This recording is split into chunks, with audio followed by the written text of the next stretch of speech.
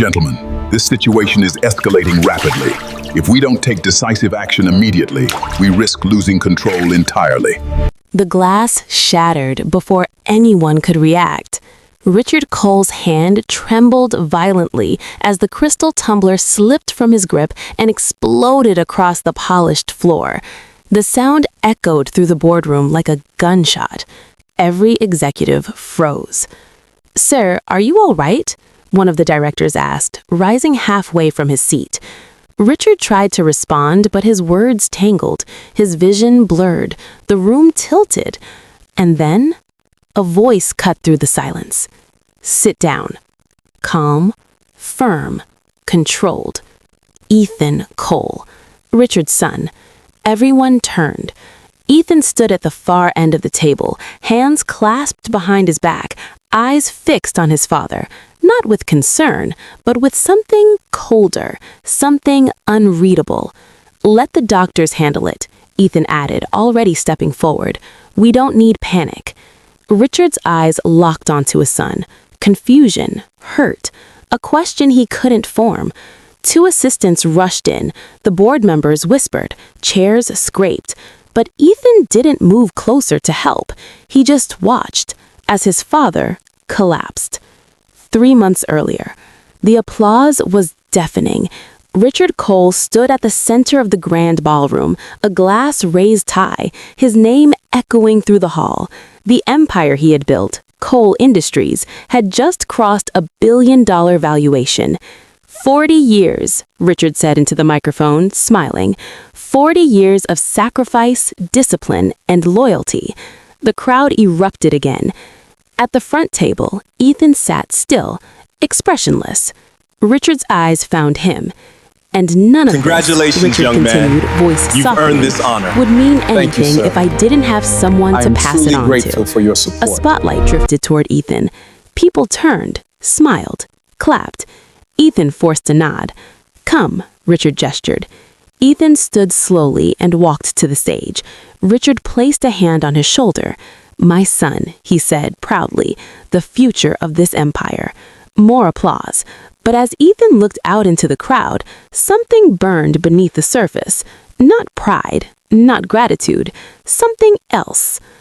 Later that night, the celebration faded into silence. Ethan stood alone on the balcony overlooking the city. "You didn't mean it," he said without turning. Richard stepped out behind him. "Mean what?" "That I'm ready." Richard sighed. "Ethan, you humiliated me today. I honored you. In front of people who know you still don't trust me." Richard's voice hardened slightly. "Trust is earned." Ethan laughed, short, sharp. "I've worked in your company for 10 years. And you still rush decisions. You still let emotion lead strategy. I see opportunities you're too afraid to take. I see risks you don't understand," Richard snapped. Silence. The city lights flickered below.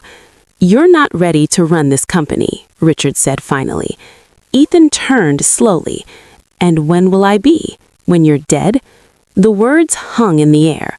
Richard's expression shifted. Not anger, disappointment. "Watch your mouth." "No," Ethan stepped closer. "Answer me." Richard looked at him for a long moment, then shook his head. "When you learn patience, then we'll talk." He walked away, leaving Ethan alone, breathing harder, eyes darker. The next morning, the boardroom felt different. Ethan sat among the executives presenting a proposal. "If we acquire Veritas Holdings now, we can double our market control within a year," he said confidently. A few members nodded, but Richard didn't. "It's too aggressive. It's strategic. It's reckless." Ethan's jaw tightened. "We've analyzed the numbers and ignored the long-term risks. This is exactly why we're stagnating," Ethan snapped. "You're too afraid to move." The room went silent. Richard leaned back slowly. "Sit down, Ethan. I'm not finished. You are." Ethan looked around. No one spoke. No one supported him. Not openly. Slowly, he sat, humiliated, again. That evening, Ethan didn't go home. He went somewhere else, a quiet restaurant, private room. 3 men were already waiting, board members, influential, powerful. "You called us. We're listening," one of them said. Ethan sat down, calm, now controlled. "My father's losing his edge," he said. They exchanged glances. "That's a dangerous claim. It's a true one. And what exactly are you proposing?" Ethan leaned forward. "A transition." Silence. "You want to take control," another said. "I want to save the company. And what do we gain?" Ethan didn't hesitate. "More than you've ever had under him." The room grew still, calculating, interested. And just like that, the first line was crossed. Days turned into weeks. Meetings became secret. Conversations became whispers. Ethan moved carefully, patiently, just like his father always said he couldn't. But this time, it wasn't patience. It was strategy. Meanwhile, Richard noticed the shift. "You've been quiet," he said one evening over dinner. Ethan shrugged, learning. Richard studied him. Good. A pause. Then, "I'm proud of you." For a brief moment, something flickered in Ethan's eyes. Something human, but it vanished just as quickly. "Thank you," he said, and lowered his gaze, hiding everything. That night, Ethan stood alone in his office, phone pressed to his ear. "It's time," he said quietly. On the other end, a voice responded. "Are you sure?" Ethan's eyes hardened. "I'm never been more sure." He hung up, looked out at the city, and whispered, he should have let go when he had the chance. And somewhere across the city, Richard slept peacefully, completely unaware that the war had already begun. The silence didn't leave him. It followed Ethan everywhere. Into the empty apartment that once felt like a reward, now felt like a prison. Into the mirror, where the man staring back didn't look powerful anymore, just tired, just exposed. He sat at the edge of his bed, staring at his phone. No calls, no messages. The same people who once waited outside his office now wouldn't even pick up. He exhaled slowly, then laughed, soft, bitter. "So this is it," he muttered. A knock came at the door. Ethan frowned. No one came here anymore. He stood, walked over, and opened it. For a moment, he froze. Richard stood there, quiet, composed. Ethan's expression hardened instantly. "What are you doing here?" Richard didn't answer immediately. His eyes scanned his son's face, studying him, not judging, just observing. "I came to see what's left," he said finally. Ethan scoffed and stepped aside. "Well, you're looking at it." Richard walked in slowly. The room was dim, untouched, heavy with silence. "You lost weight," Richard noted. Ethan shrugged. "Stress. You used to handle pressure better." Ethan turned sharply. "Don't." "Don't what?" "Don't come in here acting like you care." Richard's gaze didn't shift. "I never stopped." "That's funny," Ethan said, pacing now, "because it didn't feel like that when you took everything back." "I didn't take anything," Richard replied calmly. "I reclaimed what was never yours yet." Ethan stopped walking. His jaw tightened. "You always say that," he said quietly. "Not ready, not yet, not enough." And you proved me right. The words landed, hard. Ethan's eyes flashed. "I built influence. I got the board on my side. I took control. That's leadership. That's manipulation. That's power." "No," Richard stepped closer. "Power sustains. What you had collapsed the moment pressure came." Silence filled the space between them. Ethan looked away first, because deep down, he knew. "You came here to lecture me?" Ethan asked after a moment. "No." "Then why are you here?" Richard paused, then said something Ethan didn't expect. "I came to give you a choice." Ethan frowned. What choice? You can keep going down this path, fighting, blaming, running from what you did. And the other option? Richard's voice softened, just slightly. Or you can rebuild. Ethan let out a dry laugh. Rebuild what? My reputation, my career, my life? Yes. You think people will just forget what happened? No, Richard said plainly, but they might respect what you become after it. Ethan shook his head. You don't get it. Then make me understand. Ethan's voice dropped. I lost everything. Richard studied him. No, you lost what you stole. There's a difference. That one hit deeper than anything else.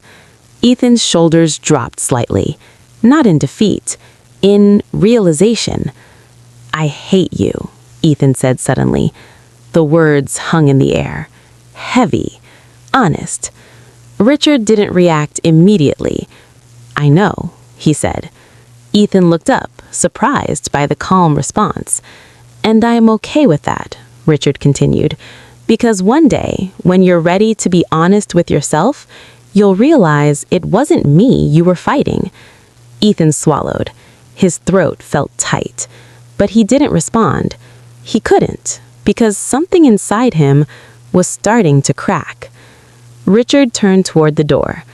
Think about what I said, he added, then paused. Without turning back, you still have time. And just like that, he left. The door clicked shut, and Ethan stood there, still, silent, processing.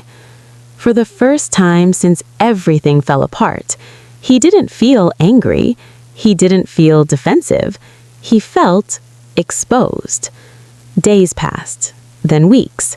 No sudden miracle, no overnight change, but something subtle shifted. Ethan stopped blaming everyone else, stopped replaying the betrayal as if he were the victim, and slowly he started seeing it for what it was. His decision, his ambition, his impatience. One morning, he stood in front of a small office building, not glass towers, not luxury, just a modest structure. He walked in. A receptionist looked up. Can I help you? Ethan nodded. I'm here for the consulting position. She blinked. Do you have an appointment? I sent my application. She typed quickly, then looked up again. You're Ethan Cole? He nodded. There was a pause, a moment of recognition, of judgment. Then, please have a seat. Ethan sat, waiting, not as a billionaire, not as a CEO, just a man starting again. Across the city, Richard received a message. Your son applied for a job. He read it, then smiled just slightly, not out of pride, not yet, but out of something quieter, hope. Ethan's name wasn't enough anymore. His past didn't open doors, didn't command respect. He had to earn it, step by step, decision by decision. And that was the lesson he refused to learn before. Months later, he stood in a small conference room, presenting an idea. His voice was steady, measured, no arrogance, no rush, just clarity. The room listened, really listened, and when he finished, one of the executives nodded. That's actually very good. Ethan gave a small nod. No smile, no celebration, just quiet acknowledgement. Because this time, it wasn't about proving something. It was about becoming something. And somewhere far away, Richard watched from a distance, not interfering, not controlling, just observing. Because now, for the first time, his son was finally learning. If you made it this far, make sure you like this video, subscribe, and tell me in the comments, can someone truly change after betrayal, or is it something that follows you forever? Because sometimes, the greatest comeback begins after the greatest fall. The room felt smaller than it should have. Not because of the walls, but because of the weight in the air. Ethan stood there, still staring at his father, still trying to process how everything had flipped so quickly. "You set me up," he said again, but this time his voice wasn't as strong. Richard shook his head slowly. "No, I gave you space, and you revealed yourself." A murmur moved across the boardroom. Ethan turned to them, one by one. The same men who had nodded at his plans, who had agreed in private, who had shaken his hand and called him visionary. Now, they couldn't even meet his eyes. "So that's it?" Ethan asked. "You all just switch sides?" One of them finally spoke. "We didn't switch sides, Ethan. We followed stability." Ethan laughed, sharp and hollow. "Stability? You backed me when I was taking him down. And now we're backing the system that protects the company," the man replied calmly. That word again, company. Not loyalty, not trust, just interest. Ethan's chest tightened, because now he understood the game he thought he was winning, and how quickly it turns on you. Richard stepped forward slightly. "This isn't about revenge," he said. "It's about consequence." Ethan looked at him, anger rising again, but weaker this time. "You could have stopped me earlier." "I was hoping you would stop yourself." That hit deeper than anything else. Ethan's eyes flickered, because somewhere inside, he remembered every moment he could have turned back, every warning, every hesitation, every time something felt wrong. But he kept going. "You wanted power," Richard continued, "but you didn't understand what comes with it." "I understand it now," Ethan said quietly. "Do you?" Richard asked. Ethan didn't respond, because the truth was, he was only just beginning to. Security stepped forward, not aggressively, but clearly. "Mr. Cole, we've been instructed to escort you out." The words felt familiar, too familiar. Ethan looked at them, then at the room, then back at his father. "So this is how it ends?" he asked. Richard's voice was calm. "This is where it changes." Ethan held his gaze for a moment longer, then finally he turned and walked out. The hallway felt longer than before, colder. Employees who once greeted him with respect now stepped aside silently, avoiding eye contact, avoiding involvement, avoiding him. And with every step, the reality sank deeper. This wasn't just a loss of position, it was a loss of identity. Outside, the doors closed behind him, and for the first time in a long time, Ethan didn't know where to go. Back inside, the boardroom slowly returned to order. Decisions were made, control was reassigned, the system stabilized. But Richard remained quiet, watching, thinking. Because this wasn't the victory people assumed it was. There was no celebration in his eyes, only reflection. Later that evening, Richard stood alone in his office, the same office Ethan had claimed just days before. He looked around slowly, then sat, not like a man reclaiming power, but like a man carrying weight. A knock came. "Come in?" His assistant stepped in carefully.